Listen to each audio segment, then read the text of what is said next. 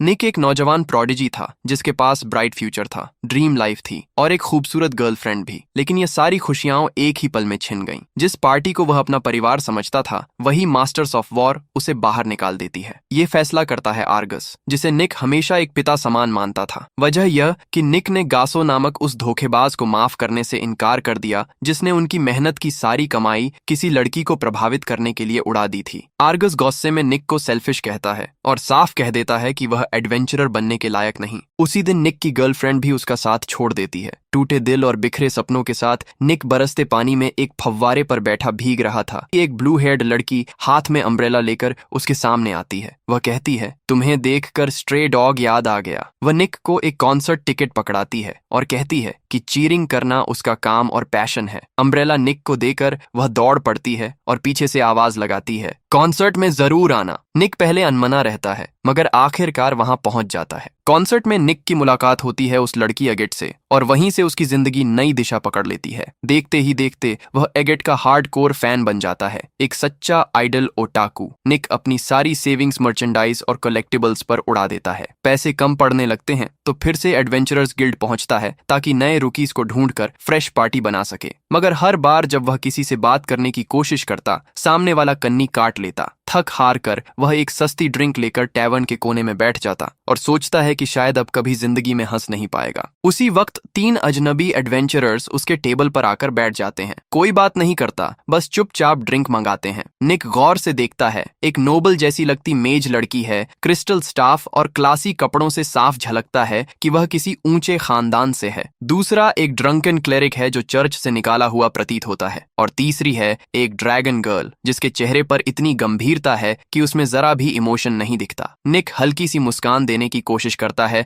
मगर कोई असर नहीं होता। तभी सबको ड्रिंक मिलती है और निक ग्लूम में डूबकर पूरा मग खाली कर जाता है। जैसे ही निक मग टेबल पर पटकता है, उसी पल बाकी तीनों भी वैसा ही करते हैं और सब एक साथ चिल्ला उठते हैं, हम किसी पर भरोसा नहीं कर सकते। सन्नाटा छा जाता है और सब एक दूसरे को घूरने लगते हैं, मानो तकदीर ने उन्हें इसी पल मिलाने का फैसला किया हो। सबसे पहले नोबल मेज लड़की बोलती है। उसका नाम है ताना। वह अपनी कहानी सुनाती है कि कैसे उसने rare lightning spell water plus wind magic से सबको चौंका दिया था और एक्साइटमेंट में फियांसे एलेक्स के पास दौड़ी थी। लेकिन वहां उसने एलेक्स को किसी और लड़की लिन के साथ बैठे पाया। भोली तना पहले ध्यान ही नहीं देती और खुशी खुशी अपनी अचीवमेंट बताती है कि उसके मास्टर ने उसकी लाइटनिंग मैजिक की बहुत तारीफ की। लेकिन अचानक एलेक्स फट पड़ता है, तुम हमेशा दूसरों को दबाती हो, लिन को तुम स्कूल में बुली करती हो। तना हैरान रह जाती है। एलेक्स उसे और ताने मारता है, तुम हमेशा अपनी मैजिक की डींगे हाँकती रहती हो। उसी पल वह एंगेजमेंट तोड़ देता है और सबके सामने लिन से रिश्ता जोड़ लेता है। टूट चुकी ताना के लिए यह दिन एक बुरे सपने जैसा बन जाता है। ग्रेजुएशन के बाद जब वह नौकरी ढूंढने निकलती है तो हर जगह यही सुनती है कि एक नोबल लेडी असली काम के लिए बहुत सॉफ्ट है। हर जगह से रिजेक्ट होने के बाद ताना एक रेस ट्रैक पर पहुंच जाती है। शुरुआत में उसके पहले कुछ बेट्स लग जाते हैं और वह तुरंत ढेर सारा पैसा जीत लेती है। इसी एक्साइटमेंट में वह फंस जाती है और धीरे धीरे उसका सब कुछ लुट जाता है, यहाँ तक कि किराया देने के पैसे भी नहीं बचते। जब वह एडवेंचरिंग पार्टनर ढूंढने की कोशिश करती है तो लोग उसकी पत्थर जैसी कोल्ड और डरावनी नजर देखकर पीछे हट जाते हैं। वह जबरन मुस्कुराने की कोशिश करती है लेकिन कुछ काम नहीं आता। बदकिस्मती के सिलसिले में घिरी ताना उसी टैवर्न में पहुंचती है और निक के पास बैठती है।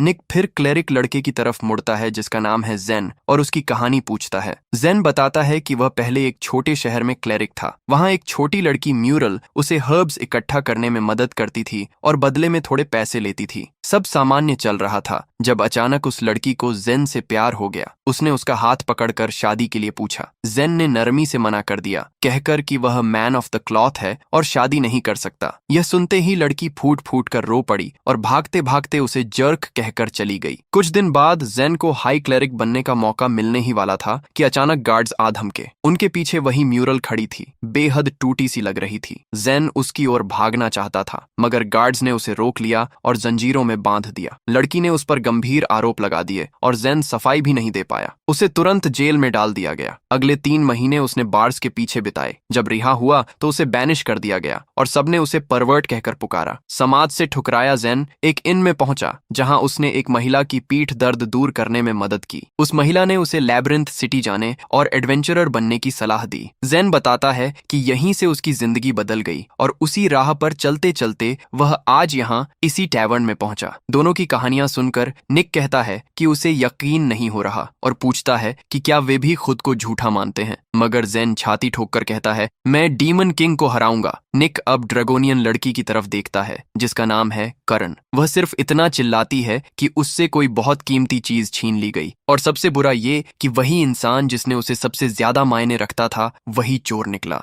निक फिर अपना अतीत खोलता है, कैसे क्लॉडीन नाम की लड़की ने उसे धोखा दिया और पूरे समय उसका इस्तेमाल ही किया। अचानक निक की आंखें खुलती हैं और वह पाता है कि उसका चेहरा फर्श से चिपका है। दरअसल सब एक ही कमरे में सो रहे थे। वह घबराकर सबको जगाता है और कहता है कि अब निकलना होगा। तभी जेना शांत आवाज में बोलती है, ये मेरी जगह है, निकलना तो तुम्हें चाहिए, लेकिन जाने से पहले एक बात बताओ, क्या ये सच में ठीक है? क्या हम इतना पैसा कमा पाएंगे कि जी सकें? और फिर साफ कहती है, हम सबके पास जीने का अलग मकसद है, तो क्यों ना हम अपनी पार्टी बनाएं। अगली सुबह चारों लूजर्स सीधे गिल्ड पहुंचते हैं। वे यंग रिसेप्शनिस्ट को इस तरह घूरते हैं जैसे उसने उन पर कोई कर्ज लिया हो। तभी एक बुजुर्ग गिल्ड लेडी आती है और उन्हें डांटती है कि उनकी वजह से प्यारी रिसेप्शनिस्ट रोने लगी। वह निक को मास्टर्स ऑफ वॉर से पहचान लेती है और उनका रजिस्ट्रेशन फॉर्म देखने लगती है। करण पर नजर डालकर कहती है कि यह वही मशहूर सर्वाइवर गर्ल है जो एक सी रैंक्ड डंजन सोलो करके जिंदा लौटी थी। वह कहती है, एडवेंचरर के लिए सबसे बड़ा नियम है जिंदा वापस आना। फिर पूछती है उनकी पार्टी का नाम क्या होगा। क्या? निक गर्व से कहता है, सर्वाइवर, और मुस्कुराकर जोड़ता है, हम चाहे किसी भी हालत से गुजरें, हम हमेशा जिंदा लौटेंगे। बाकी भी इस नाम पर मुहर लगाते हैं और जोर से अपनी नई पार्टी का नाम चिल्लाते हैं। रजिस्ट्रेशन के बाद निक 3 नियम रखता है। पहला, कभी किसी के हॉबीज में दखल नहीं देना। दूसरा, हमेशा पैसों का ध्यान रखना। और तीसरा और सबसे अहम, चाहे कुछ भी हो जाए, सबको जिंदा वापस आना है। निक यह भी कहता है कि कैश एक के हाथ में रखने की बजाय सबको मिलकर बचाना चाहिए। ये सुनकर सब हंस पड़ते हैं और मजाक उड़ाते हैं कि सेफ तोड़ने में सबसे नाकाबिल अगर कोई होगा तो वह निक ही है। उसी वक्त जेन निक से पूछता है कि वह पैसों को लेकर इतना पैरानॉइड क्यों है। निक अपने अतीत का एक हिस्सा शेयर करता है ताकि सब समझ सकें। तब जीएम बोलता है कि निक असल में चाहता है कि सब एक दूसरे पर भरोसा भी करें और शक भी, जो करण को थोड़ा अनोइंग लगता है। फिर भी सब मानते हैं कि वे दोबारा ट्रस्ट करना चाहते हैं, लेकिन फिलहाल के लिए शक में रहना ही सुरक्षित है। पार्टी फिर स्टिकी एक्विडक्ट्स पहुंचती है। यह उन 3 लैबिरिंथ्स में से एक है जिन्हें रैंक जी होने पर एक्सप्लोर करने की इजाजत होती है। निक समझाता है कि 2 डंजन्स क्लियर कर लेने पर प्रमोशन मिलकर वे रैंक एफ तक पहुंच सकते हैं। वह आगे बताता है कि ये शुरुआती डंजन्स असल में प्रैक्टिस ग्राउंड्स हैं ताकि न्यूबीज एडवेंचरिंग की आदत डाल सकें। निक बात कर ही रहा था कि अचानक उसके पांव के नीचे कुछ स्लाइमी सा आता है। शुक्र है ट्रैप नहीं था, बल्कि यह उनका पहला शिकार था, एक छोटा सा हार्मलेस स्लाइम जो घास मंच कर रहा था। सबको वह इतना प्यारा लगता है कि हंसी छूट जाती है, लेकिन निक गंभीरता से समझाता है कि यह क्यूटी अगर फार्म में घुस जाए तो गाय बैल तक निगल सकता है। वह लाइव डेमो देता है और सबको दंग कर देता है जब आसानी से उसका कोर निकाल कर दिखाता है। साथ ही सबको याद दिलाता है कि क्रिस्टल कोर्स जरूर कलेक्ट करना, क्योंकि यही बाद में पैसे में बदलते हैं। रास्ते में जेन मजाक करता है और टाना से पूछता है कि क्या पार्टी ज्वाइन करना भी उसके लिए गैम्बल था। गुस्से में टाना निक से शिकायत करती है कि जी उसके हॉबीज में दखल दे रहा है, जबकि नियम साफ था। निक हल्की हंसी के साथ सोचता है कि शायद यह पार्टी बनाना सही फैसला था। फिर जेन खुद एक स्लाइम गिराता है और कहता है कि किसी जीव की जान लेना अजीब लगता है। सब उसे समझाने की कोशिश करते हैं और चर्चा छिड़ जाती है कि मॉन्स्टर्स इंसानों पर हमला क्यों करते हैं, लेकिन कोई पक्का जवाब नहीं मिलता। निक सबको अलर्ट रहने की चेतावनी देता है, जबकि टाना डींग मारती है कि उसने पहले ऑर्क्स और गॉब्लिन्स भी हराए हैं, लेकिन डींगे मारते ही टाना फिसल जाती है। निक कैजुअली बोलता है, स्लाइम्स यहाँ स्टिकी फ्लूइड फेंकते हैं और बनाना पील जितने फिसलन भरे होते हैं।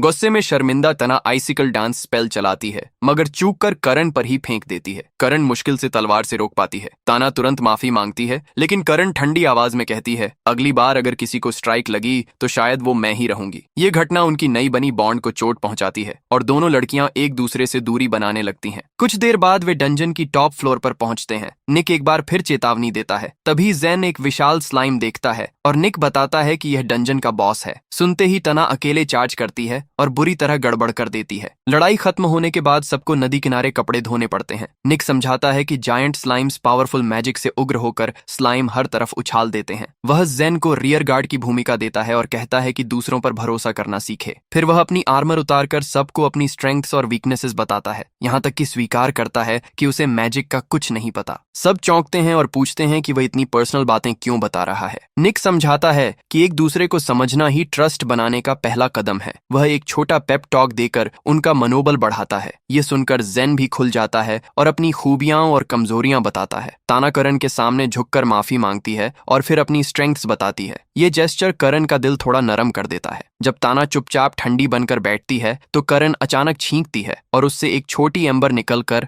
आग सुलगा देती है ताकि उसे गर्मी मिले। वह मजाक में कहती है, मैं तो तुम्हें रोस्ट करने आई थी, मिस हो गया। इसी छोटी घटना से दोनों के रिश्ते फिर संवर जाते हैं। इसके बाद हमारे हीरोज गॉब्लिन फॉरेस्ट की तरफ बढ़ते हैं। निक समझाता है कि ये मॉन्स्टर्स आमतौर पर कमजोर होते हैं, लेकिन अगर कोई पूरी पैक में घिर जाए तो हालात खतरनाक हो जाते हैं। तभी एक गॉब्लिन अचानक बाहर कूदकर जी पर हमला कर देता है, मगर किस्मत से वह वार को रोक लेता है। निक फौरन कदम बढ़ाता है और उस क्रीचर को खत्म कर देता है। इसके बाद सर्वाइवर्स एक पूरे झुंड के गॉब्लिन से भिड़ते हैं, जिनमें से ज्यादातर को निक अकेले ही मार गिराता है। तभी जेना अपनी डिटेक्शन स्किल दिखाती है। इस स्किल से जेना बताती है कि एक मॉन्स्टर में सामान्य गॉब्लिन से कहीं ज्यादा मैजिक है। निक समझाता है कि वह शायद ओगर है, जो हॉबगॉब्लिन का इवॉल्व्ड रूप होता है। सर्वाइवर्स थोड़ी देर पीछे हटने का सोचते हैं, लेकिन फिर आगे बढ़ने का फैसला करते हैं, इनाम और उन लोगों की सुरक्षा के बारे में सोचकर जो खतरे में पड़ सकते हैं अगर गॉब्लिन्स और ओजार को अनदेखा छोड़ दिया गया। वे एक योजना बनाते हैं जो ज्यादातर निक और करण पर टिकी होती है, क्योंकि इवॉल्व्ड ओजार्स पर मैजिक का कोई असर नहीं होता। रास्ते में करण और चाना फिर से अपनी ट्रस्ट इश्यूज वाली बहस छेड़ देते हैं, लेकिन आखिरकार एक दूसरे को एक और मौका देने पर राजी हो जाते हैं।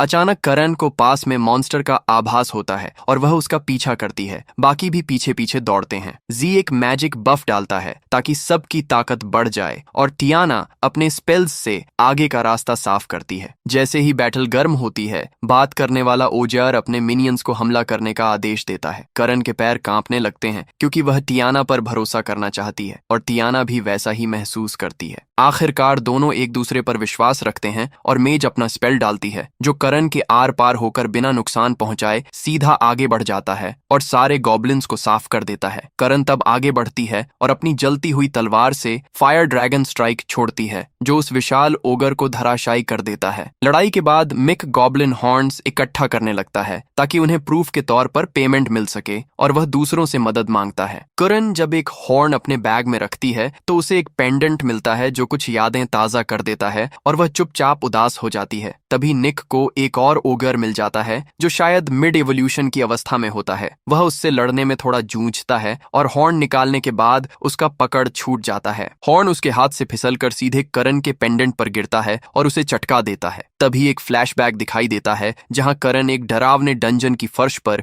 बेसुध पड़ी कराह रही होती है, जब तक कि एक डरावना आकार का कीड़ा उसके चेहरे पर रेंगकर उसे झकझोर नहीं देता। वह पेंडेंट निकालकर उसे घूरती है, समझने की कोशिश करती है कि यह कोई सपना नहीं था, बल्कि तब की याद है जब वह अपनी पुरानी पार्टी के साथ थी। करण बाजार में चल रही होती है जब एक चालाक व्यापारी नोटिस करता है कि उसे एक पेंडेंट बहुत पसंद है और वह उसे धोखा देने की कोशिश करता है। जब करण मना कर चल देती है तो वह चिल्लाकर कहता है कि ड्रैगन और उसके जैसे मॉन्स्टर्स को सावधान रहना चाहिए, क्योंकि उसने अपने गंदे पंजों से उसका सामान तोड़ा है और अगर पैसे न दिए तो वह उस पर नाइट्स बुला लेगा। करण चिंतित हो जाती है, लेकिन तभी एक सुनहरे बालों वाला आदमी कालियोस आता है और उसे याद दिलाता है कि जब वह शॉपिंग करे तो उससे दूर न जाए। वह गंदा व्यापारी करण की गलती का झूठा इल्जाम लगाता है तो कालियोस पेंडेंट उठाकर करण को कहता है, चलो इसे फिर से खरोंचो। दोनों दंग रह जाते हैं। कालियोस हिम्मत से दांव लगाता है कि अगर करण सच में दोषी निकली तो वह 2 गुना पैसे देगा। फिर करण को पेंडेंट को आलू की तरह छीलने को कहता है और व्यापारी का धोखा सबके सामने उजागर कर देता है। बिना तमाशा किए वह असली पेंडेंट, जो करण को पसंद आया था, अपनी जेब से निकालकर उसे देता है और पैसे वापस लेकर आत्मविश्वास के साथ निकल जाता है। दरअसल ड्रैगोनियंस एक गर्वीली डेमी ह्यूमन जाति है जिसका भाग्य होता है हीरो की मदद करना और दुनिया को बचाना। इसी वजह से करण हर दिन कालियोस की पार्टी को सपोर्ट करती थी। अगले दिन करण अपने परिवार का ड्रैगन जेम साफ कर रही होती है जब कालियोस पूछता है कि क्या वह चलने को तैयार है और उसे कहता है कि अपनी चीजें पीछे छोड़ दे, क्योंकि कोई भी उनसे चोरी करने की हिम्मत नहीं करेगा। इस पर करान गर्व से उस आदमी के पीछे चल पड़ती है जिसकी सेवा करना उसके लिए सम्मान की बात थी। मिशन पर हमेशा की तरह बाकी लोग उस पर तारीफों की बारिश करते हैं, मगर केलियोस की अप्रूवल ही उसे सबसे ज्यादा खुशी देती है। बाद में करण मदद करने की पेशकश करती है, लेकिन केलियोस कहता है कि अपनी पार्टी पर भरोसा रखो और अपनी ताकत बचा कर रखो। बॉस पॉट स्नेक के पास पहुंचते ही केलियोस उसे भरोसा दिलाता है कि वह हमेशा उसके साथ है। करण बिना झिझके आगे बढ़ती है और लड़ाई लड़ाई की शुरुआत करती है। वह अपने कंधे से पॉट को जोर से धक्का मारती है, जिससे सरपेंट गुस्से में आकर पूरी तरह उसी पर ध्यान केंद्रित कर देता है। बाकी पार्टी कूदकर लड़ाई में शामिल हो जाती है। करन कैलियोस से पूछती है कि यह ऐसे क्यों चमक रहा है, लेकिन वह बार बार कहता है, बस हम पर भरोसा करो और इसका ध्यान बांधे रखो। करन उसे पुकारती रहती है, मगर तभी सरपेंट अपनी कॉइल से उसे जकड़ लेता है और अपने जहरीले सांस से उसे पंगु कर देता है। करन हांफती हुई जमीन पर आलू की बोरी की तरह गिर पड़ती है। सुनहरे बालों वाला लड़का और उसकी पार्टी लूट इकट्ठा करने लगते हैं और मजाक में टफ ड्रैगन गर्ल को शुक्रिया कहते हैं कि उसने पॉइजन के लिए परफेक्ट बेट का काम किया। बेहोश होने से पहले करन आखिरी बार देखती है। वे सब उसकी जिंदगी की ओर देखे बिना चलते जा रहे हैं। बाद में वह किसी तरह सहारा लेकर लौटने की कोशिश करती है। उसके भीतर सिर्फ रेज और अपने पिता का दिया हुआ ड्रैगन जीम वापस पाने का संकल्प भरा होता है। वह जीम बेहतरीन धातु से बना था और उसकी जिंदगी के साथ मजबूत हुआ था, लेकिन अंततः करन थक कर इन के बाहर गिर पड़ती है। इनकीपर बताता है कि कालियोस और उसकी पार्टी ने यह दावा किया कि वह मर गई है और फिर गायब हो गए। वह पूछती है उसकी चीजों का क्या हुआ। जवाब मिलता है कि कालियोस ने वादा किया है कि वह सब कुछ उसके परिवार को लौटा देगा। करान को उसका वही गर्मजोशी भरा चेहरा याद आता है। मुझ पर भरोसा करो। उसका मन करता है कि वह उसकी दी हुई गंदी भेंट फेंक दे, मगर दुहूक हावी हो जाता है और वह घुटनों के बल गिर जाती है। इसके बाद करन एक आत्म संघर्ष के द्वार से गुजरती है। एक दिन भूख से बेहाल होकर वह देखती है कि एक एडवेंचरर टैवर्न में दाखिल होता है और जोर से दरवाजा खोल देता है। वह सुनती है कि वह है फिफ्स, फेमस सोलो ईटर। करन चुपचाप देखती है कि कैसे वह खाने का आनंद ले रहा है, बिल्कुल वैसे जैसे कोई मैक्सिकन टाकोस खाता है। यह नजारा उसे प्रेरित करता है और वह भी वही खाना ऑर्डर करती है। बाद में उसे पता चलता है कि यह आदमी दिन में लेजेंडरी सोलो हंटर है और रात में गूरमेट फूड लवर। करन रोज उसका पीछा करने लगती है, सोचते हुए कि शायद वह उसे देख ही नहीं सकता, जैसे जॉन सीना। फिफ्स समझ जाता है और बिना तमाशा किए इशारों से करन को बताने लगता है कि क्या खरीदना चाहिए। अगले दिन करन उसका एहसान उतार देती है, टैवर्न में एक ड्रंक आदमी से उसकी तलवार बचाकर। वह सिर्फ थैंक्स कहता है, मगर करन दिल से शुक्रिया अदा करती है, क्योंकि उसी आदमी ने उसे असली खाने का स्वाद चखाया और उसकी टूटी हुई मासूम आत्मा को भरने में मदद की। मगर करन जल्द समझ जाती है कि इतना बेहतरीन खाना खाना बहुत महंगा है और पैसे तो उसके पास नहीं। इसी दिन वह गिल्ड में बाकी सबसे मिलती है। वापस वर्तमान में निक हर जगह करन के पेंडेंट जैसा ढूंढता है और सोचता है कि उससे भी डरावनी बात यह है कि करन उस पर गुस्सा ही नहीं हुई। तभी पीछे से एगेट की आवाज आती है। वह हैरान होती है कि अब निक पहले जैसा होमलेस नहीं दिखता। बाद में वे फव्वारे के पास बात करते हैं,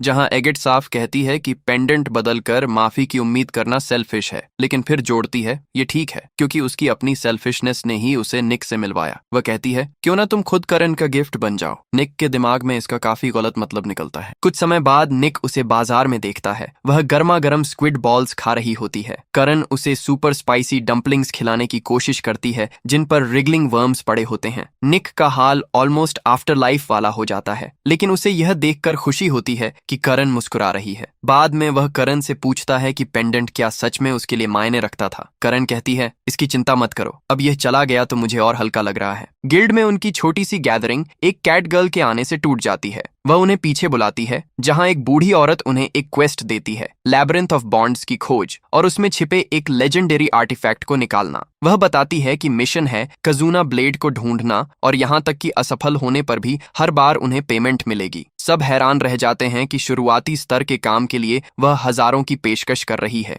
निक को शक होता है और वह कहता है, सभी डिटेल्स लिख कर दो ताकि पेमेंट के वक्त कोई चालाकी न कर सको। बात साफ होने पर वे डंजन की ओर निकलते हैं, जैसे कोई कैजुअल एडवेंचर हो। निक अब भी करन के पेंडेंट को लेकर सोच में है, जबकि जी लैबिरिंथ के वैज्ञानिक रूप से एडवांस डिजाइन को देखकर दंग रह जाता है। निक सबको चुप रहने और छुपे रास्तों पर ध्यान देने को कहता है। तभी एक रहस्यमयी आवाज कैमरों से उनकी प्रगति देखती है और सोचती है कि क्या ये मिसमैच्ड पार्टी सच में आखिर तक जिंदा रह पाएगी। सीढ़ियां उतरते हुए निक पार्टी को मैप के आखिरी हिस्से तक ले जाता है, जहां सिर्फ एक डेड एंड है। मगर वह नोटिस करता है कि वहां लगी लैंप्स हरी हैं, जबकि असल में लाल होनी चाहिए थीं। बिना झिझके निक आगे बढ़ता है, ये कहकर कि उसे थरो होना पसंद है और शायद इसलिए भी कि उसे मिस्टर क्रैब्स की तरह पैसों की खुशबू आ रही है। अचानक एक दरवाजा खुल जाता है और वे भीतर जाते हैं। एक बड़े अंधेरे कमरे में चारों ओर टैंक सजे हैं। टियाना पूछती है, क्या सच में पूरी जगह खंगालनी पड़ेगी? पर निक सीधे चमकती रोशनी वाले पेडेस्टल की ओर बढ़ता है। टियाना उसे रोकती है और मैजिक साइट से ट्रैप्स स्कैन करती है, पर जगह सस्पिशियसली साफ दिखती है। जैसे ही वे पेडेस्टल के करीब पहुंचते हैं, लाइट्स जगमगा उठती हैं और एक आवाज उन्हें उनकी बहादुरी पर बधाई देती है। तलवार से आती बूढ़े आदमी की बकवास सुन निक ध्यान दिए बिना टूटी तलवार की जांच करता है। ताना कहती है यह शायद कोई मैजिक सोर्ड है, पर निक उसे ट्रैश से भी बदतर बता देता है। ये सुनकर तलवार गुस्से में आ जाती है। निक सार्केस्टिकली बोलता है कि फुल शेक्सपियर मत बनो, बस बता दो सोर्ड ऑफ बॉन्ड्स कहाँ है। सभी तब चौंकते हैं जब वह कहती है कि वही तो असली तलवार है। निक मजाक में कहता है कि वह इसे फेंकेगा नहीं, सिर्फ इसकी उम्र की इज्जत में। तलवार पूछती है कि कोई इसे इक्विप क्यों नहीं कर रहा। जब समझती है कि कोई शॉर्ट सोर्ड यूज ही नहीं करता तो घबरा जाती है। निक कैजुअली कहता है कि ऑब्वियस है, वे इसे बेच देंगे अच्छे खासे पैसे में। ये सुनकर तलवार रो पड़ती है कि उसे फिर से डंप्ड मत करो, जैसे गिल्ड ने किया था। जब टाना पूछती है कि यह बूढ़ा क्या बक रहा है, तलवार बताती है कि गिल्ड ने इसे प्रोटोटाइप कजूना के रूप में डेवलप किया था, लेकिन बाद में लैब्रिंथ में सील कर दिया ताकि कोई इसे क्लेम न कर सके। तब से यह एक वर्दी पार्टनर का इंतजार कर रही थी। निक सिंपैथी जताते हुए भी साफ कह देता है कि उसे पैसा ज्यादा समझ आता है। कजूना विनती करती है कि इसकी पावर अच्छे काम में इस्तेमाल करो। तभी पास की मशीन जोर से रंबल करने लगती है। अचानक एक भयानक गूप मॉन्स्टर भीतर घुस आता है और सबको भागना पड़ता है। जाना उसकी अगली फेस पर तेज बर्फीले तीर बरसाती है, जबकि करण पूरी ताकत से उस पर वार करती है, लेकिन क्रीचर तीर वापस करण पर ही पलटा देता है और वह जमीन पर गिर जाती है। निक तुरंत मॉन्स्टर का ध्यान अपनी ओर खींचता है और बाकी को भागने को कहता है, पर उसके हमले बेअसर साबित होते हैं। तलवार समझाती है कि यह नानोम मशीन से बना है और सर्वाइवल का सिर्फ एक रास्ता है, कजूना की शक्ति। मजबूरी में निक की ब्लेड तेज रोशनी से चमक उठती है, जबकि दूसरे अनब्रेकेबल दरवाजा तोड़ने की कोशिश करते हैं। तलवार उसे करण की कल्पना करके यूनियन चांट करने को कहती है, पर अचानक लाइट गायब हो जाती है। निक गुस्से में तलवार को लायर कहता है और फिर भी वार करता है, मगर गार्डियन उसे गोल्फ बॉल की तरह होल में फेंक देता है। ताना समझ जाती है कि डायरेक्ट अटैक्स काम नहीं करेंगे, इसलिए वह आइस मैजिक से उसे फ्रीज कर देती है और करण को मौका देती है कि निक को बचा ले। जैसे ही करण होल में कूदती है, गार्डियन आइस से बाहर निकल आता है और दोनों मेजेस मुश्किल से समय खरीदते हैं। रबल के अंदर निक टूटे हुए रिब्स महसूस करता है और गिव अप करने ही वाला होता है कि करण की आवाज सुनाई देती है। वह कहता है कि बाकी सबके साथ भाग जाओ, मगर करण गुस्से में कहती है कि बिना सभी के लौटे सर्वाइवल मीनिंगलेस है। निक उठकर माफी मांगता है कि उसने उसका पेंडेंट तोड़ दिया, जबकि करण पहले ही कह चुकी थी कि उस पर इतना परेशान ना हो। करण मान लेती है कि उसका पेंडेंट उसे पार्टी लीडर ने दिया था और भले ही वह उसकी बिट्रेयल से जल रही थी, फिर भी वह उसे फेंक नहीं सकी, क्योंकि मन के किसी कोने में उम्मीद थी कि शायद वह फिर लौट आए। लेकिन अब उसने तय कर लिया है कि वह पास्ट छोड़कर उन कीमती लोगों पर ध्यान देगी जो उसके साथ हैं। वह निक को चौंकाती है, ये कहकर कि अब पेंडेंट के खो जाने से उसे राहत है, और अपनी प्यारी मुस्कान से उसे उठा खड़ा करती है। उनके बॉन्ड को मजबूत होता देख काजुना फिर से निक से उसे एक्टिवेट करने की विनती करता है। उधर सतह पर टाना हार मान लेती है और झेन से कहती है कि उस पर स्पेल्स बर्बाद मत करो, बल्कि निक को बचाने पर ध्यान दो। तभी एक तेज चमकदार रोशनी गार्डियन के पीछे से फूटती है और उसका शरीर चकनाचूर हो जाता है। यह था निक और करण का फ्यूजन अटैक। कजूना समझाता है कि गार्डियन का कोर पूरे शरीर में शिफ्ट हो सकता है, जिससे उस पर सही वार करना लगभग असंभव है। तब निक विशाल मात्रा में मैजिक इकट्ठा करता है और उसे एक मैसिव सोर्ड स्ट्राइक में बदलकर कोर को पूरी तरह नष्ट कर देता है, मगर इसी के साथ दोनों बेहोश होकर अलग हो जाते हैं। गिल्ड में लौटकर वे तलवार बूढ़ी औरत और कैट गर्ल को दिखाते हैं, पर वे ज्यादा इंप्रेस्ड नहीं होती। बूढ़ी औरत इसे अंडरवेलमिंग रेलिक बताती है, शायद इसलिए कि यह ज्यादा विंटेज पीस है ना कि असली सोर्ड। वह कहती है कि उनके की गए मेहनत का पैसा वह जरूर देगी, जिसे सुनकर निक राहत की सांस लेता है। तभी पीछे खड़ा छोटा सफेद बालों वाला लड़का गर्व से कहता है कि वह ही कजूना है, सोर्ड ऑफ बॉन्ड्स। बाद में कजूना हंसते हुए कहता है कि उन्होंने कितनी आसानी से गिल्ड लेडी को मना लिया। निक उसके जस्टिस वाले थ्योरी पर शक करने लगता है। कजुना चीकली कहता है कि यह सब एक जान बचाने के लिए था, उसकी अपनी। जैम अब भी उलझन में है कि उसने इतना ब्लेटेंट नाम क्यों चुना जब लो की रहना चाहता था। बाद में टियाना के कमरे में निक टेबल पर सिक्कों से भरी थैली उलट देता है और सब अपने पेडे को स्प्लर्ज करने के सपनों में डूब जाते हैं। काजुना उलझन में है कि उसे किसके साथ रहना चाहिए, मगर निक उसे सर्वाइवर्स का पहला रूल याद दिलाता है, किसी के फन टाइम में दखल नहीं। वह कहता है कि अगर काजुना चुपचाप सोर्ड बना रहा तो उसे आइडल कॉन्सर्ट में भी ले जाएगा, मगर कजुना के बोर चेहरे को देख टाना उसे फॉरबिडन ग्राउंड्स की रेस दिखाने का ऑफर देती है, शर्त ये कि वह उसकी स्पेंडिंग पर शिकायत नहीं करेगा। अगले दिन कजुना चुपचाप नेचर की सुंदरता निहारता है, इतना पोएटिक वाइब देता है कि पास बैठे सर्वाइवर्स भी नोटिस कर लेते हैं। टियाना कैजुअली इग्नाइटर निकालती है और कजुना तुरंत उसकी तारीफ करता है। वह मुस्कुराते हुए अपनी यादों में खो जाती है, उस समय की जब वह अपने प्रोफेसर के साथ थी। उसी समय टीचर निक पुराने रेलिक्स निकालता है और कुछ ब्रॉन्ज कॉइन्स को सुरक्षित रखने की हिदायत देता है। यही उनकी बची खुची दौलत थी। पार्टी मान लेती है कि क्वेस्ट्स लेना जरूरी है। दृश्य धीरे धीरे चना के अतीत में बह जाता है, जब उसने मैजिक स्कूल से ग्रेजुएशन की थी। उसे याद आता है कि उसके टीचर ने उसे एडमिटर फेयरवेल गिफ्ट के रूप में दिया था। साथ ही उसे उस गिल्ट का बोझ सताता है कि उसकी वजह से वही प्रोफेसर जिसे वह सबसे ज्यादा एडमायर करती थी, स्कैंडल में फंस गया और सेज का टाइटल पाने का सपना खो बैठा। फिर भी उसने हमेशा उसकी ओर मुस्कुराकर देखा। बातचीत के दौरान अचानक प्रोफेसर जोर से हंसने लगता है और वह हंसी धीरे धीरे अनसेटलिंग हो जाती है। अब साफ हो जाता है कि वह अपना होश खो चुका है और हंसता हुआ पागल बन गया है। टेनो उसकी हालत देखकर गहरी दया महसूस करती है और सोचती है काश सब पहले जैसा हो पाता। बिस्तर से उठते हुए वह सोचती है कि शायद वह फिर अपने मैंशन में ही जागे। इसी बीच करण और फिर जेन भी उठते हैं। वहीं दूसरी तरफ निक खुद को क्लॉडीन के बारे में सपने में फंसा पाता है, जो जल्दी ही नाइटमेयर बन जाता है और वह हड़बड़ाकर जाग उठता है। उसे शक होता है कि यह टेलीपैथी थी और शायद काजुना उसके सपनों में बोल रहा था। टीम एक टेबल के चारों ओर इकट्ठी होती है, जहां अचानक काजुना चीख उठता है कि उसके पास लौटने के लिए कोई पास्ट नहीं है और सर्वाइवर्स के साथ बिताया यह समय उसकी जिंदगी का सबसे कीमती पल है। बर्फीले डंजन में पहुंचते ही उनकी नजर राजातू ओगर पर पड़ती है। सभी टेलीपैथी से धीरे धीरे बातें कर रहे होते हैं, लेकिन कजुना अचानक मीनिंग बिगाड़ देता है और स्किल्स दिखाने के चक्कर में सीधा मॉन्स्टर पर चार्ज कर देता है। वह काफी अच्छा परफॉर्म करता है और एक नई मूव भी रिवील करता है, पैरेलल,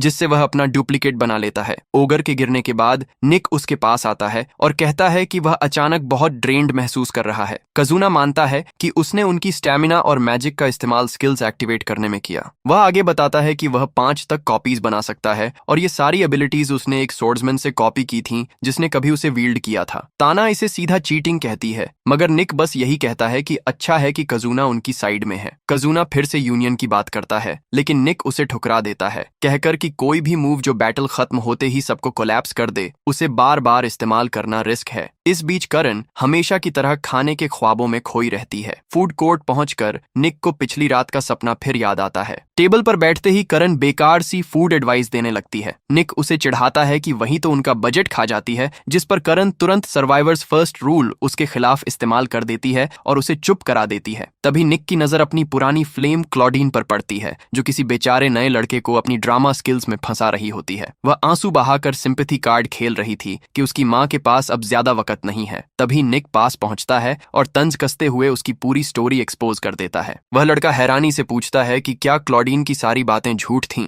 बाद में जब निक नए केव लैब्रिंथ का प्लान बना रहा होता है, क्लॉडीन गुस्से में जूस उसके सिर पर डाल देती है। निक शांत रहता है और बस पूछता है, तुम्हारी माँ कैसी है? इसके साथ ही वह अपने बड़े बिल्ली जैसे साथी लियोन को भी साथ लाती है, जो निक को इंटिमिडेट करने की कोशिश करता है। निक मुस्कुराकर पूछ लेता है कि क्या वह आयरन किटीज का मेंबर है। क्लॉडीन गुस्से से चीख उठती है, आयरन टाइगर्स थे, किटीज नहीं, और माहौल गर्म हो जाता है। लियोन निक को बाहर चैलेंज करता है। सुनसान जगह पहुंचकर निक ऑफेंसिव स्टैंस लेता है, रेडी टू थ्रो हैंड्स, लेकिन लियोन अचानक माफी मांग देता है। वह निक को धन्यवाद देता है कि उसने क्लॉडीन की नॉनसेंस खत्म कर दी और कहता है कि अब निक चाहे तो उसे अपने पास रख सकता है। लियोन मानता है कि उसने क्लॉडीन को बहुत इस्तेमाल कर लिया और अब उसके पीछे ढेरों दुश्मन पड़े हैं, बिल्कुल निक की तरह। फिर वह कैजुअली पूछता है कि क्या निक भी अपनी पार्टी के रिक्रूट्स को स्कैम करता है। निक गुस्से से भर उठता है, मगर फिर पागलों की तरह हंस पड़ता है। लियोन सोचता है कि वे एक ही वेवलेंथ पर हैं। तभी निक अचानक अचानक उसकी ठोड़ी पर मुक्का मारकर उसे जमीन पर दे पटकता है। लड़ाई शुरू होते ही लगभग खत्म हो जाती है क्योंकि बड़ा किटी निक के सामने टिक ही नहीं पाता। निक उसे दबोचकर समझाता है कि हाँ, उसे भी पैसे चाहिए, लेकिन दोस्तों को धोखा देकर कमाया हुआ पैसा बेकार होगा। तभी एक नया लड़का पीछे से छिपकर निक पर विंड अटैक करता है। निक ऑफ गार्ड हो जाता है, लेकिन इससे पहले कि वह नया लड़का अपनी डींगें पूरी कर पाता, ड्रैगन गर्ल करन परफेक्ट एम्बुश से उसकी कमर तोड़ देती है। इसी वक्त गिल्ड लेडी विल्मा आ पहुंचती है और बड़ा किटी अचानक अजीब प्रपोजल रख देता है। एक मैथ बेस्ड बेयर नकल बैटल से ही यह सब तय होगा। वह रिसेप्शनिस्ट को रेफरी नियुक्त कर देता है। अगले दिन गिल्ड लेडी नियम समझाती है, 10 राउंड्स होंगे,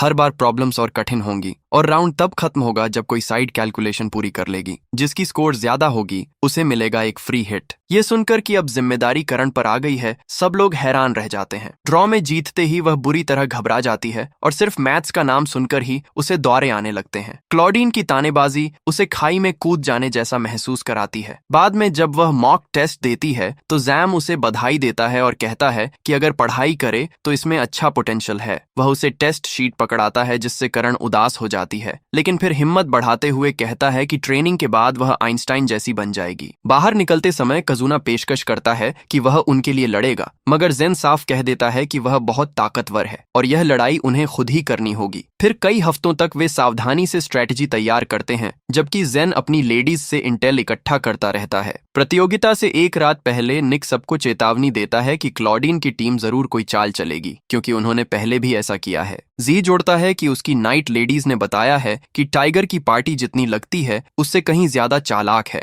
और उनके पास जानकारी शेयर करने का कोई अनदेखा तरीका है। तना अंदाजा लगाती है कि वे थॉट जेम्स का इस्तेमाल कर रहे हैं, जो काजुना की टेलीपैथी जैसी चीज है। निक करण से कहता है कि उसे बस प्रॉब्लम सॉल्व करती रहनी है जब तक टियाना सिग्नल न दे। इसी बीच खुलासा होता है कि क्लॉडीन कभी अपने ही पेरेंट्स द्वारा स्लेवरी में बेच दी जाने वाली थी। उस हादसे के बाद उसने अपनी बजट टेलर स्विफ्ट लुक्स का इस्तेमाल करके लोगों को लूटना शुरू किया और सिंप लड़कों को स्कैम करके पैसे कमाने लगी। वह अपनी हसल लाइफ से संतुष्ट थी जब तक निक सामने नहीं आया। उसके बारे में सोचते ही उसका गुस्सा भड़क उठता है और वह कसम खाती है कि निक से बदला लेगी, जिसने उसकी दुनिया उलट दी। प्रतियोगिता वाले दिन कैट गर्ल दोनों लड़कियों को प्रॉब्लम शीट्स देती है। करण को राहत मिलती है कि सवाल आसान है, मगर क्लॉडीन उसका मजाक उड़ाती है कि इन्हें तो बच्चे भी हल कर सकते हैं। दूसरी तरफ निक की लड़ाई टाइगर मैन लियोन से होती है और वह नोटिस करता है कि लियोन जानबूझकर ढीला लड़ रहा है, शायद समय खरीदने के लिए। निक के संघर्ष को देखकर करण चिंतित हो जाती है, लेकिन फिर ध्यान केंद्रित करके सबसे पहले पेपर पूरा कर लेती है।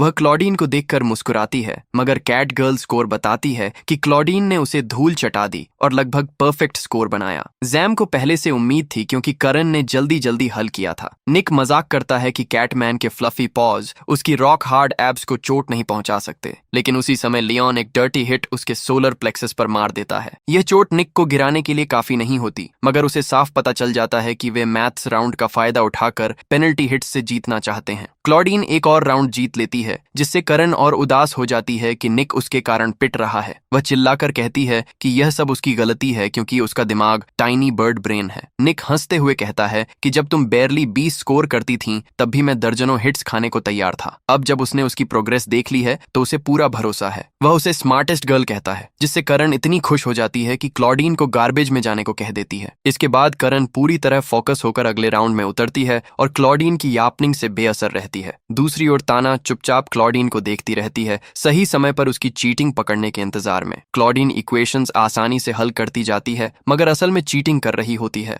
निक की हालत देख चाना अपनी मैजिक साइट से एरिया स्कैन करती है, लेकिन कोई फाउल प्ले नहीं दिखता। निक एक और पेनल्टी हिट खाता है। तब चाना जमीन पर पाइप पटक कर सबका ध्यान खींचती है और गिल्ड लेडी से कहती है कि उसके पास इतनी धीमी मैथ मैच का टाइम नहीं है, सारे सवाल एक साथ डाल दो। गिल्ड लेडी चेतावनी देती है कि ऐसा करने का मतलब है जो भी पहले फिनिश करेगा उसे लगातार 7 पेनल्टी पंचेस का फायदा मिलेगा। लेकिन निक ग्रिन करके कहता है, bring it on. Cat girl सारी शीट्स करण और स्नेक गर्ल के हाथ में थमा देती है। टियाना अपनी नजरें गड़ाए रखती है ताकि क्लॉडीन की चीटिंग पकड़ी जा सके। करण फुल थ्रॉटल पर लिखने लगती है। क्लॉडीन घमंडी होकर इशारा करती है कि उसका छिपा हुआ आदमी कैलकुलेटर निकाल ले। जब दोनों लड़कियां जोरों से पेंसिल चलाती हैं, जाना अचानक दूर एक मैजिक सिग्नेचर पकड़ लेती है और पार्टी के साथ वहां निकल पड़ती है। निक तुरंत समझ जाता है और लियोन को उसके मिसिंग टीम मेंबर पर ताना मारता है। ये सुनकर टाइगर मैन घबरा जाता है। उसे लगता है कि उनकी बिग ब्रेन प्लान का भेद खुल गया है। घबराहट में वह क्लॉडीन पर चिल्लाता है कि रुक जाओ, मगर इससे क्लॉडीन और चिढ़ जाती है और गिल्ड लेडी को शक हो जाता है। इसी बीच क्लॉडीन टॉवर में बैठे नर्ड से तालमेल बिठाने में बुरी तरह जूझती है। तभी कजूना बाकी पार्टी के साथ अचानक पीछे से एंट्री मारता है और उस नर्ड को ग्रीट करता है। क्लॉडीन तमतमा उठती है और गुस्से में चिल्लाती है कि वह नर्ड बहुत देर लगा रहा है।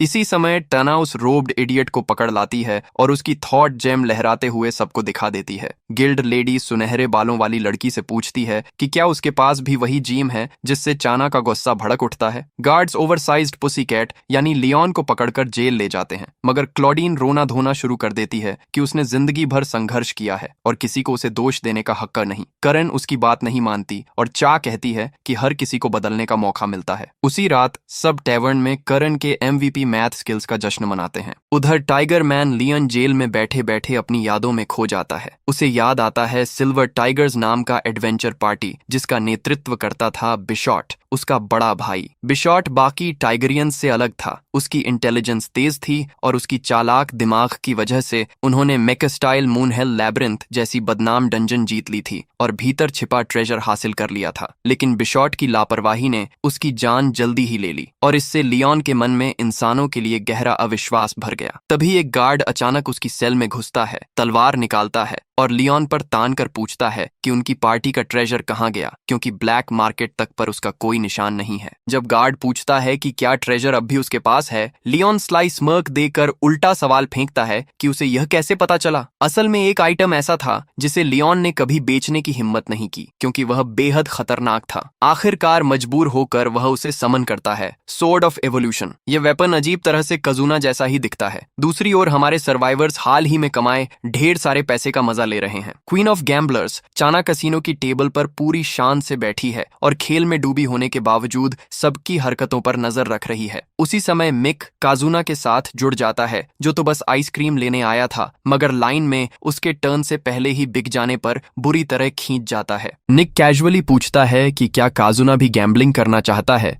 मगर सोर्ड साफ कह देता है कि वह नहीं कर सकता क्योंकि उसके अंदर एथिक्स प्रोटोकॉल्स हार्ड वायर्ड हैं। तभी काजुना नोटिस करता है कि एक आदमी के हाथ में खास कार्ड्स हैं जिनमें एंटी मैजिक एन्चांटमेंट है ताकि कोई चीटिंग न कर सके। इसी दौरान एक बड़ा डरावना लायन कसिनो की ओर बढ़ता दिखाई देता है। अंदर ताना अपनी जीत की खुशबू सोख कर रही है और जानती है कि यहाँ कोई उसे हरा नहीं सकता। जैसे ही वह जीतती है और उठने लगती है, वही बिग बैड लायन कसिनो में घुसकर हंगामा खड़ा कर देता है और सब कुछ केओस में बदल जाता है। वह शख्स चारों ओर नजर दौड़ाता है और जल्द ही साफ हो जाता है कि उसका टारगेट निक है। वह जबरदस्त ग्रज पकड़े हुए है। तभी खुलासा होता है कि यह मॉन्स्टर दरअसल लियोन ही है और उसकी बीस्टली ट्रांसफॉर्मेशन का रिश्ता उसी सोर्ड से है जिसे उसने पहले समन किया था। वह याद करता है कि किस कदर वह निक से जलता था। कहानी फिर सेल पर लौटती है, जहां सोर्ड लियोन की बेड़ियां काटकर पूछता है कि क्या अब वह अपनी डिस्ट्रक्टिव पावर्स अनलीश करने को तैयार है और सबसे पहले किसे अनाहिलेट करना चाहता है। उस ब्लेड की आभा और उससे निकला घातक दबाव इतना भयावह होता है कि पास खड़ा गार्ड डर के मारे अपनी पैंट गीली कर देता है। लियोन कामली सोर्ड ऑफ डिस्ट्रक्शन को अपना टारगेट बताता है और जब वह पूछता है कि क्या वेपन अब भी उतना शक्तिशाली है, तो तलवार गर्व से जवाब देती है कि वह 100 साल पुरानी है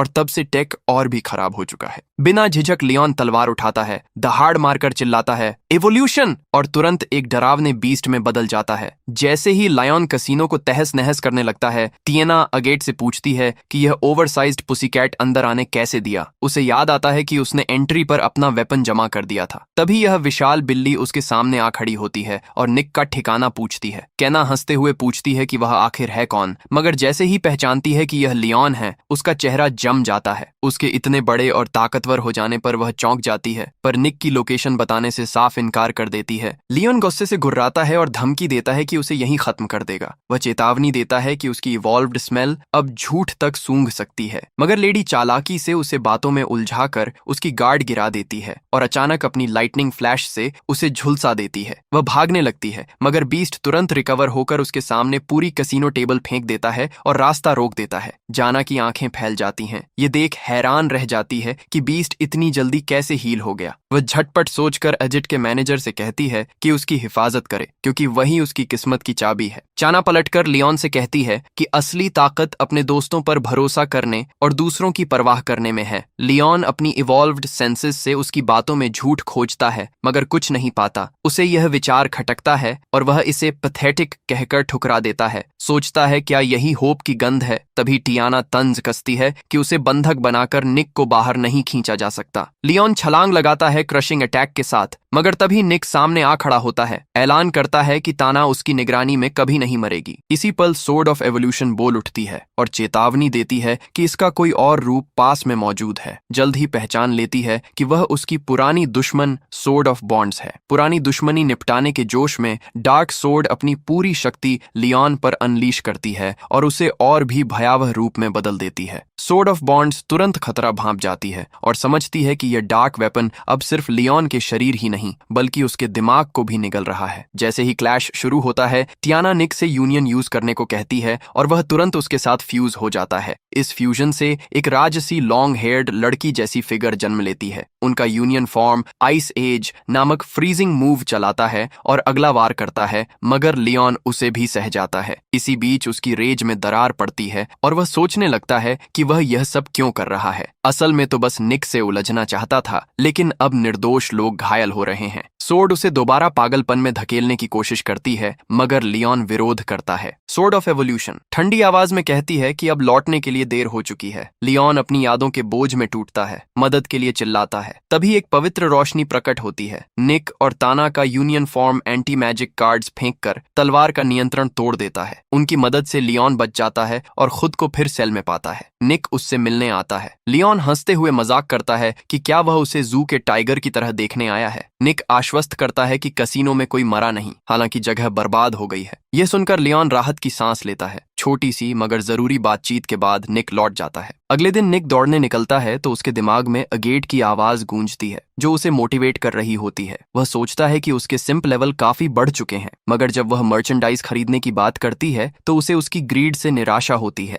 पार्क में ब्रेक लेते हुए एगेट उससे पूछती है कि क्या अब उसे जिंदगी का कोई मकसद मिला है और कबूल करती है कि अगर वह उसकी तरह किसी फैन की तरह वेस्ट ऑफ ऑक्सीजन बन गया तो उसे गिल्टी महसूस होगा। यह सुन निक निरुत्तर रह जाता है और उसका शुक्रिया करता है कि उसने उसे पेटी क्रिमिनल बनने से बचा लिया। उसी पल वह मान लेता है कि सचमुच एगेट उसकी आइडल बन गई है। अगेट गहरी सोच में डूब जाती है और अचानक भावुक हो उठती है जिसे देखकर निक समझ जाता है कि यही असली वजह थी उसके हाइएटस की। अपने बॉयफ्रेंड डॉनिये के पब में हम असली एगेटी को देखते हैं जिसका नाम बेल हाजिन्स था। आइडल बनने से पहले वह बस मजे के लिए गाती थी जब तक एक दिन एक प्रोड्यूसर आया और उसे अपनी कंपनी के लिए चुन लिया। डॉनी ने पहले गंजे प्रोड्यूसर को भगाने की कोशिश की लेकिन जैसे ही उसने सुना कि इसमें कितना पैसा बनेगा उसने हाथ खड़े कर दिए और उसका मैनेजर बन गया। उसी रात बेल ने एक आइडल को स्टेज पर डायमंड की तरह चमकते देखा और उसके दिल में आग जल उठी कि वह भी गाए और लोग उसे अपनाएं। धीरे धीरे वह जूल्स नाम के आइडल ट्रियो का हिस्सा बन गई और हर पल का मजा लिया। मगर डॉनिये के साथ उसका रिश्ता टूटने लगा क्योंकि वह एक निकम्मा गोल्ड डिगर बन चुका था जो उसे सिर्फ चलते फिरते कैश के थैले की तरह देखता और अपनी गैम्बलिंग प्रॉब्लम मानने से इनकार करता। कुछ दिन बाद एगेट अकेली बैठी थी और सोच रही थी कि डॉनिये कितना गिर चुका है उस सपने से जो कभी उसने उसके साथ देखा था। उसने तो गॉर्डन रैमसे को मात देने वाला बार खोलने का सपना देखा था। उसी दिन उसने क्लॉडीन को निक की नॉन एग्जिस्टेंट डिग्निटी की धज्जियां उड़ाते देखा। निक इतना टूट गया कि बारिश में बैठा रहा, एक बेजान खोल की तरह। तब अगेट ने दया से उससे बात करने का फैसला किया। कुछ दिन बाद अगेट खुद को एक कसीनो में पाती है जहां डॉनी अपने विनिंग्स जलाकर बर्बाद कर रहा था। वहीं उसे एक एंजल दिखा जो दरअसल गैम्बलिंग डीमन निकला जिसने हर किसी को टेबल पर धूल चटा दी। थोड़ी देर बाद वही एंजल एक मैजिकल बीइंग में बदल गया और उसकी आंखों के सामने एक मॉन्स्टर को मार गिराया जिससे एगेट पूरी तरह हिल गई। बाद में उसके प्रोड्यूसर ने डॉनिये से एक कॉन्ट्रैक्ट पर साइन करवाए जिसमें उसकी सारी देनदारियां चुकाने की शर्त थी कि वह एगेट को भूल जाए और कभी उससे संपर्क न करे। एगेट के दिल में गहरी उदासी थी। उसने डॉनिये से कहा कि वह उसे सचमुच पसंद करती है, लेकिन अब वह उसके लिए बुरा है और वह उसे सुधारने की कोशिश से थक चुकी है। डॉनिये हंस पड़ा और बोला कि वह अब बड़ा मारेगा और उसे दिखा देगा। एक आत्मसंतुष्ट मुस्कान के साथ वह उसकी जिंदगी से हमेशा के लिए चला गया। उसके बाद निक एगेट के कमबैक कॉन्सर्ट में पहुंचा। वह मुस्कुराते हुए स्टेज पर आई, हमेशा की तरह चीयरफुल, और अपने फैंस को बताया कि उसने हाल ही में कैसीनो इंसिडेंट के दौरान एक एंजल से मुलाकात की थी। जब उसने ऑरा फार्मिंग नाइट का जिक्र किया जिसने उसकी जान बचाई और बिना नाम बताए चला गया, निक को अजीब सी पहचान महसूस हुई। एगेट ने उसे और चौंका दिया जब उसने कहा कि उसका कमबैक सॉन्ग उसी नए हीरो लेजेंडरी पेलेडिन के नाम है, ताकि वह आशा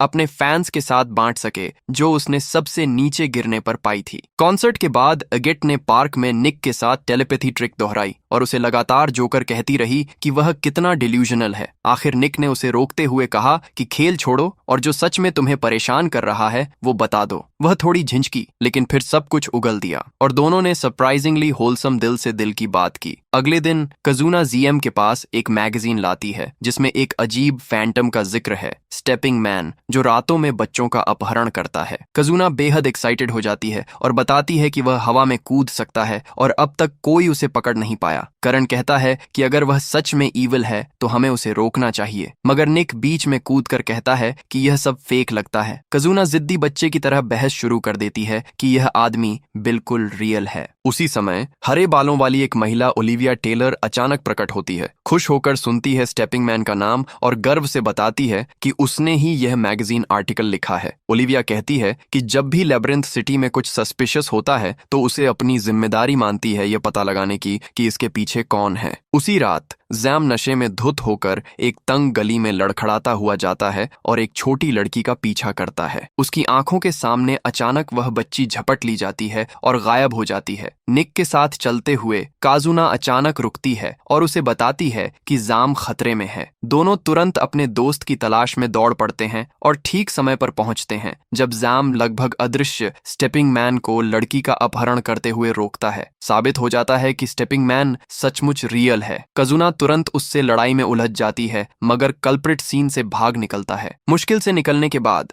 जैम उस छोटी बच्ची को रेड नाम की महिला के पास ले जाता है जो उसकी देखभाल शुरू कर देती है। निक लड़की से सवाल करता है कि वह आदमी कौन था और वह यहाँ बाहर क्या कर रही थी। लड़की जवाब देती है कि वह सचमुच स्टेपिंग मैन ही था और बताती है कि उसकी माँ उसे ट्रैक कर रही थी, लेकिन इसी वजह से अस्पताल पहुंच गई। ग्रुप को पता चलता है कि उसका नाम री है और जी कहता है कि वे उसकी बात पर यकीन करते हैं। अचानक रियाना जी से गुजारिश करती है कि वह उसे अपना शिष्य बना ले, उसकी बहादुरी से बेहद प्रभावित होकर, लेकिन जीद हंसते हुए कहता है कि वह उसकी छात्रा बनने के लिए कम से कम 15 साल बहुत छोटी है। वह उतावली होकर पूछती है कि तब तक ट्रेनिंग के लिए उसे क्या करना चाहिए। जैम बस इतना कहता है कि आराम करो और फिर कभी स्टेपिंग मैन जैसी खतरनाक चीजों के पीछे मत भागना। रियाना तुरंत मान जाती है और खुशी खुशी उसे अपना मास्टर कह देती है। अगले दिन हमारे सर्वाइवर्स बाउंटी गिल्ड पहुंचते हैं, उम्मीद करते हुए कि स्टेपिंग मैन के बारे में कुछ जानकारी मिल जाए, मगर काउंटर पर बैठी कैट लेडी इतनी कीमती बाउंटी की जानकारी आसानी से नहीं देती और जल्दी ही निक को मास्टर्स ऑफ वॉर का फॉर्मर मेंबर पहचान लेती है।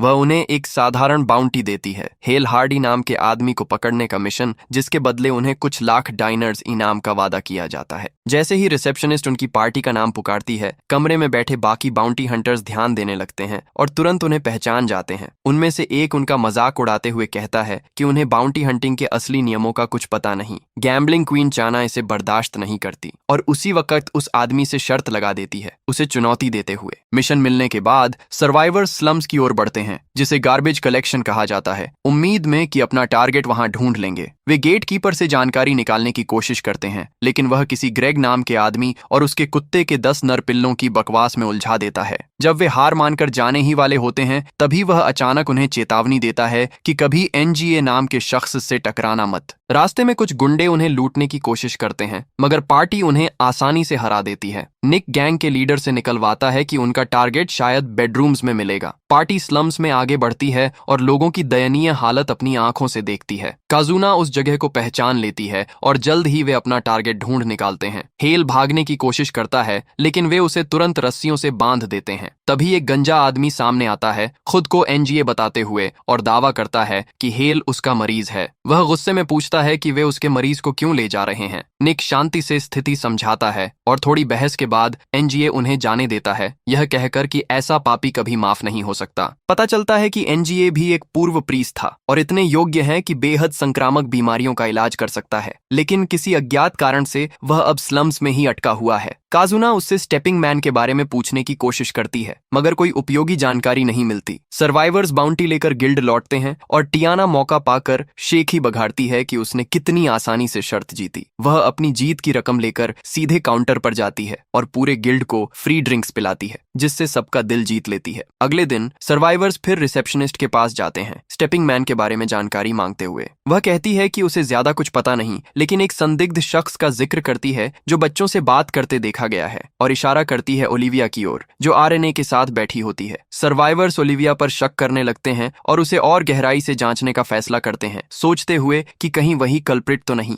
निक अपने साथियों को आदेश देता है कि सारे एग्जिट्स ब्लॉक कर दो। जैसे ही वह ओलिविया से पूछने वाला होता है कि वह 2 रात पहले कहाँ थी और क्या उसने बच्चों का अपहरण किया है, ओलिविया अचानक हवा में ऊंचा उछलकर छत में छेद बना देती है और भाग निकलती है। बाद में ब्रॉथल में वे सारी बातें दोहराते हैं। तभी एक अनपेक्षित मेहमान पहुंचता है। जेन तुरंत उस परिपक्व सुनहरे बालों वाली महिला को पहचान लेता है। वह एडा है और निक मानता है कि वह लेजेंडरी पार्टी ग्रैंड शेफ की मशहूर स्वॉशबकलर की वजह से उसका फैन बॉय है। तेजी से हुई जान पहचान के बाद वह औरत अपनी बेटी रियान के जंगली व्यवहार के लिए माफी मांगती है, जिस पर जाम पूरी तरह सहमत हो जाता है। यह सुनकर लड़की भड़क उठती है, सोचती है कि उसका मास्टर पूरा कावर्ड है, मगर जाम कहता है कि वह उसका मास्टर बन ही नहीं सकता, क्योंकि छोटी लड़कियां उसे तब से डराती हैं जब एक ने झूठ बोलकर उसे आधी जिंदगी जेल में डलवा दिया था। अब हालत यह है कि उसके पास छोटी लड़कियों के आसपास सांस लेना भी भूल जाता है। रायन पूछती है कि फिर उसने उसे किडनैपर्स से कैसे बचाया। जैम कहता है कि कोई भी बड़ा इंसान खतरे में बच्चे को बचाता, पर शायद इसका मतलब है कि वह वाकई धीरे धीरे हील हो रहा है। रियाना 15 साल वाली बात छोड़ देती है और एडा साफ कह देती है कि वह अपनी बेटी की शादी किसी स्केची प्रीस्ट से नहीं कराएगी, मगर रियाना भी शादी को मना कर देती है, कहती है कि उसके बॉयफ्रेंड के लिए हाई स्टैंडर्ड्स हैं और उसे बस जैम ही मास्टर चाहिए। माहौल गंभीर हो जाता है और एडा ग्रुप को सलाह देती है कि वे यह बेकार मिशन छोड़ दें, क्योंकि स्टेपिंग मैन उनकी लीग से बाहर है। निक सामने आता है और कहता है कि उसे उन्हें रोकने का कोई हक नहीं। एडा पलटकर कहती है कि वह मसललेस बेवकूफ बच्चा है। निक मानता है, मगर कहता है कि वह तब भी चुप नहीं बैठ सकता जब बच्चे लगातार किडनैप्ड हो रहे हैं। एडा साफ कर देती है कि वह तो अब पीछे हटेगी ताकि अपनी जान बचा सके और रियाना को अनाथ होने से बचाए।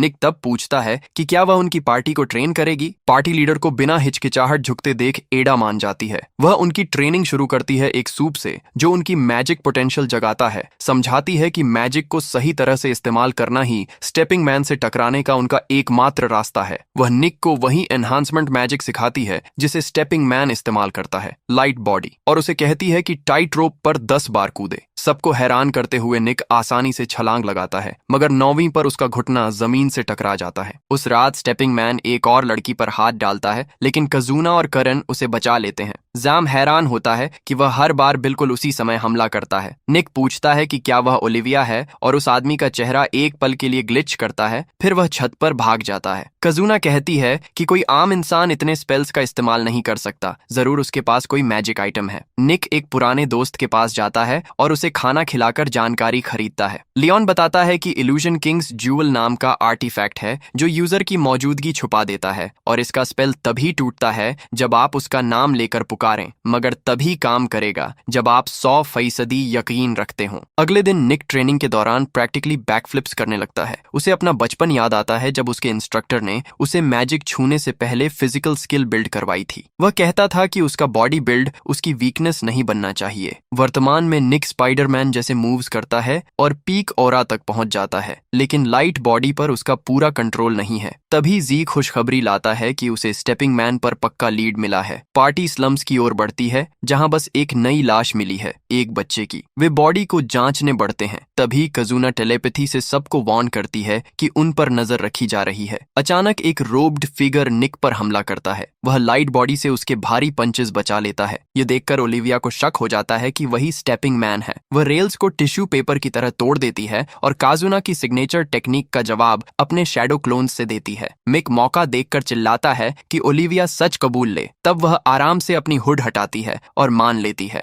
ओलिविया कहती है कि वह सच में निराश है कि उसे स्टेपिंग मैन समझ लिया गया, क्योंकि वह तो बस उसकी कॉस्प्ले करती है और वही रूफटॉप जंपिंग हॉबी शेयर करती है। कॉफिन खोलकर सब साथ में बॉडी को जांचते हैं। पहले तो कुछ अजीब नहीं लगता, मगर ओलिविया ध्यान से देखने को कहती है। सचमुच लड़की कुछ ज्यादा ही परफेक्ट लग रही थी, मतलब उन पर मैजिक ट्रिक खेली जा रही थी। कजूना कहती है कि बॉडी को ध्यान से एग्जामिन करो और तभी उन्हें इल्यूजन किंग्स जूअल का शार्ड मिलता है। ओलिविया उसे क्रश करती है और लड़की की असली शक्ल सामने आ जाती है। ब्रोथल में लौटकर वे पहचानते हैं कि वह एक रनअवे ब्लैकस्मिथ की बेटी है। जेन नोट करता है कि चूंकि बॉडी गार्बेज के साथ डंप की गई थी, कल्प्रिट अभी भी शायद उसी इलाके में छिपा है। जेन ने धीरे से कहा कि उसे काफी हद तक अंदाजा है कि स्टेपिंग मैन असल में कौन है। अगली रात निक फिर उसे छत पर पकड़ लेता है। वह हंसते हुए कहता है कि उसका स्नीक अटैक फिर मिस हो गया, लेकिन फेसलेस फिगर उसकी मार्शल आर्ट्स टेक्निक की तारीफ कर देता है। निक गंभीर हो जाता है और पूछता है कि जब उसकी टैक्टिक्स एक्सपोज हो चुकी हैं, तो बार बार वही क्यों दोहराता है। तभी स्टेपिंग मैन अपनी चेन्स फेंक देता है। निक नजदीक आकर कॉम्बैट करता है और कहता है कि उसने किडनैपिंग का असली कारण समझ लिया है, खासकर गार्बेज कलेक्शन साइट्स के पास। स्टेपिंग मैन मानने से इनकार करता है, लेकिन निक अपना किक उसके चेहरे से बस इंच भर दूर रोककर पीछे खींच लेता है। वह कहता है कि एक सस्पिशियस और ओवर क्वालिफाइड डॉक्टर स्लम्स में रिसर्च कर रहा है और सीधा नगावा का नाम लेता है। जैसे ही बादल हटते हैं और चांदनी उसके चेहरे पर पड़ती है, नगावा का वेल हट जाता है और वह निक को सच जान लेने पर बधाई देता है। निक बताता है कि ये सब साफ हो गया जब बच्चों में येलो डीमन सिकनेस दिखी। वह कहता है कि ये स्लम्स से शहर के बच्चों तक बिना किसी गंदे आदमी की चाल के फैल ही नहीं सकता था। निक ग्रिन करता है और कहता है कि उसके डॉक्टर ने ही उसे इशारा दिया था। साथ ही जीएम भी प्लान समझ चुका था, बच्चों को रिसर्च सब्जेक्ट्स बनाकर क्यूअर ढूंढने की सनक। गावा बात करने के मूड में नहीं था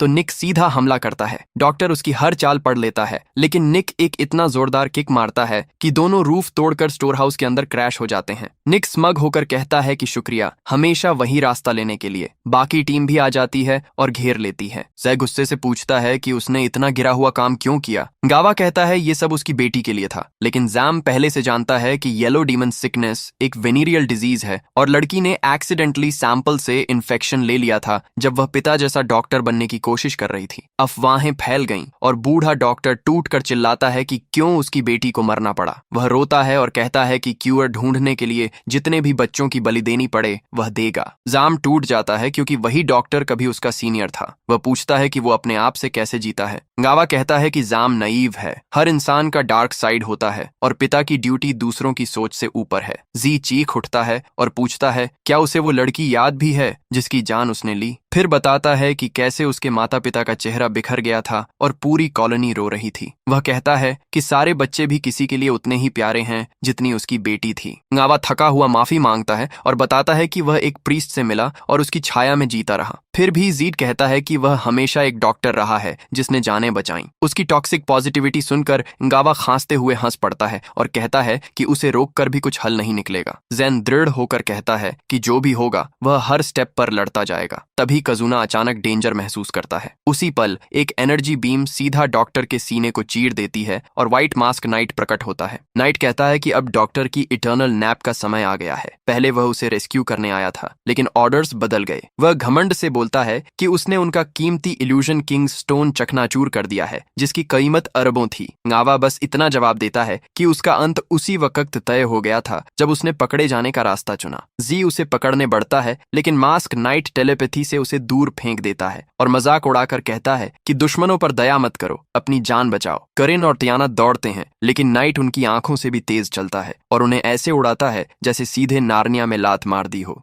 तभी निक कहता है कि अब यूनियन इस्तेमाल करना करना होगा, लेकिन सबको टूटते देखकर फ्रीज हो जाता है। ओलिविया झटके से उसे होश में लाती है और कहती है कि वह टाइम खरीदेगी। जी इशारा देता है और तभी ओलिविया जैकी चान मोड में व्हाइट मास्क को लात मारकर दूसरी दुनिया में भेज देती है। वह प्राउडली अपना इंट्रोडक्शन देती है। कई नाम हैं, लेकिन आज वह डम मामी है उसे सबक सिखाने। व्हाइट मास्क हंसकर कहता है कि ज्यादा जानने से कैट मर गई थी और तलवार लेकर दौड़ता है। ओलिविया उसे ऐसे पकड़ लेती है जैसे हॉट पोटैटो हो और बैक टू बैक किक्स से उसका मास्क चटका देती है। मास्क हील होने लगता है तो वह मानती है कि एंशिएंट गियर तोड़ना असंभव है। तभी निक और जी अपनी पावर मिलाते हैं और पहली बार व्हाइट मास्क पैनिक करता है। वर्दी ओपोनेंट पाकर वह ग्रेविटी मैजिक अनलीश करता है, ओलिविया को जमीन से चिपका देता है और निक को ऐसी तलवार से कुचलने वाला होता है जिसका वजन पहाड़ से भी ज्यादा है। निक स्पीड बेस्ड स्ट्रेटेजी अपनाता है। मास्क उसे स्टेपिंग स्पेल समझता है, लेकिन जल्दी समझ जाता है कि निक मिड एयर जंप कर रहा है। ओलिविया जब हार मानने ही वाली थी, उसे एहसास होता है कि ग्रेविटी प्रेशर हल्का हो गया है। वह आजाद होती है और मास्क का ध्यान निक की लाइटनिंग फास्ट मूवमेंट पर टिक जाता है। ओलिविया सोनिक द हेजहॉग की तरह चार्ज करके उस पर एक विशाल बोल्डर फेंकती है, जिसे मास्क मुश्किल से डॉज करता है। फिर वह निक को पकड़ लेता है और सोचता है जीत गया, लेकिन अचानक कजूना शुरिकेन की तरह उड़ते हुए उसके चेहरे पर चोट कर देता है। मास्क उसे निकालकर ऐसे फेंकता है जैसे कुछ था ही नहीं और कहता है कि आज के लिए बस। फिर ड्रामेटिक न्यूक्लियर एग्जिट लेता है। सब मलबे से बच निकलते हैं, लेकिन जैम सीधा डॉक्टर के पास भागता है। बूढ़ा डॉक्टर बताता है कि उसे खुद येलो सिकनेस है और वह ज्यादा नहीं जिएगा। इमारत हिल रही होती है। कजूना सबको बाहर निकालने की चेतावनी देता है। वे बाहर भागते हैं और अगली सुबह जैम एक महान आदमी की मौत पर शोक करता है। निक उसे दिलासा देता है और करन कहता है उसने अपनी पूरी कोशिश की। आंसू पोंछकर वे रिग्रुप करते हैं और कजूना कहता है केस खत्म। लेकिन ओलिविया याद दिलाती है कि व्हाइट मास्क सिर्फ एक पॉन था। असली टॉप डॉग ऑर्गेनाइजेशन की छाया में है, जिनके पास एंशिएंट वेपन्स का जखीरा है। निक ग्रीन हेयर्ड मॉन्स्टर लेडी से पूछता है कि वह असल में कौन है। वह शरारती अंदाज में कहती है नॉटी हो तुम जो ये पूछ रहे हो, फिर कैजुअली बताती है कि जैसे सोर्ड ऑफ बॉन्ड्स है वैसे ही वह सोर्ड ऑफ वॉर है। उस दिन के बाद सर्वाइवर्स ज्यादातर दिन बिस्तर पर ही बिताते हैं, ये महसूस करते हुए कि व्हाइट मास्क के सामने वे कितने कमजोर थे। एक टूटी तलवार को घूरते हुए निक को अतीत याद आता है। कैरेज में अपने माता पिता संग सफर, पिता की चुप्पी, माँ का उसे कंपार्टमेंट में छुपाना और आखिरी शब्द हम तुमसे बहुत प्यार करते हैं। बाहर तलवारों की आवाज, किसी का चिल्लाना कि आर्गस ने धोखा दिया। मोटा लुटेरा कंपार्टमेंट तक चेक करता है, लेकिन चमत्कार से वह बच जाता है। जैसे ही वह भागता है, उसके सामने चाकू वाला एक विशाल आदमी खड़ा हो जाता है। तभी मोटा आदमी पकड़ लेता है, लेकिन बड़ा आदमी उसे मार गिराता है और माफी मांगता है। बाद में निक जानता है कि वही उसका चाचा आर्गस है और वह उसका शिष्य बन जाता है। माता पिता की मौत का दर्द और अपनी बेबसी का बोझ उसे सताता है। काश वह कुछ बदल पाता। बिस्तर पर लेटा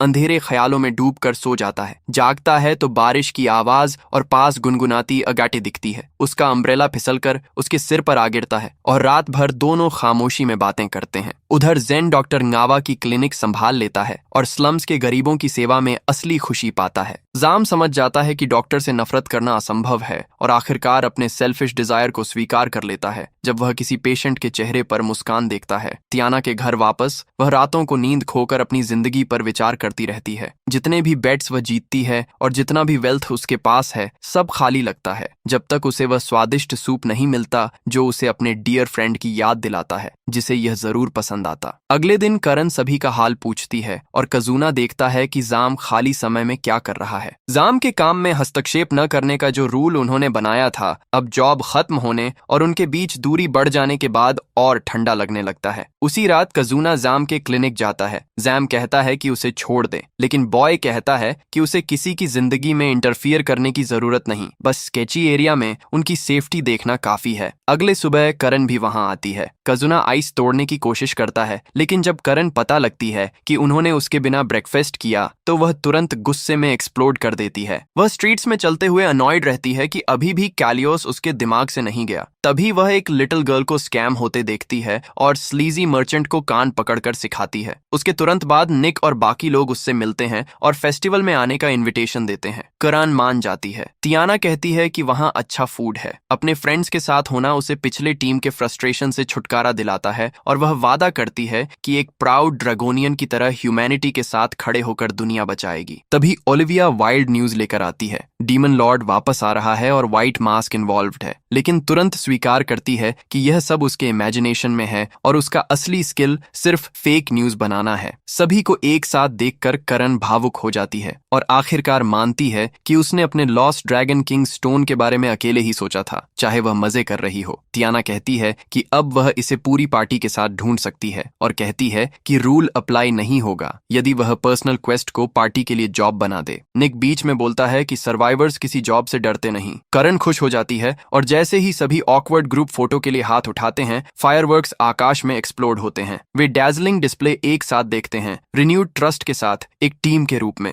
यहीं पर यह वीडियो खत्म होता है। चैनल को लाइक और सब्सक्राइब करना मत भूलना। थैंक्स फॉर वॉचिंग और मिलेंगे नेक्स्ट टाइम।